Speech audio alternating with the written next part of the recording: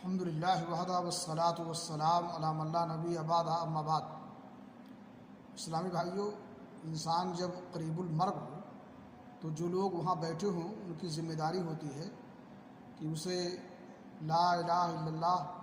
پڑھنے کو کہیں، جیسا کہ صحیح مسلم شریف کی حدیث ہے۔ رسول اکرم صلی اللہ علیہ وسلم نے فرمایا، لقنوا موتاکم لا الہ الا اللہ، تم اپنے مردوں کو یعنی قریب المرگ لوگوں کو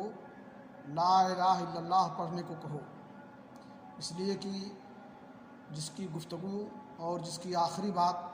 لا الہ الا اللہ ہوگی تو انشاءاللہ وہ جنتی ہوگا،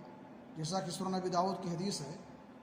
اللہ کے نبی صلی اللہ علیہ وسلم نے فرمایا، من کان آخر کلامہ لا الہ الا اللہ دخل الجنہ، وہ شخص جس کی آخری گفتگو دنیا سے رخصت ہوتے ہوئے لا الہ الا اللہ ہوگی وہ جنت میں جائے گا۔ اس لیے ہمیں قریب المرگ لوگوں کو لا الہ الا اللہ کی تلقین کرنی چاہیے، اور اللہ کرے کہ ہماری آخری بات اور آخری گفتگو لا الہ الا اللہ ہو، جس وقت ہم دنیا سے رخصت ہو اس کلمے کو پڑھیں۔ اللہ ہمیں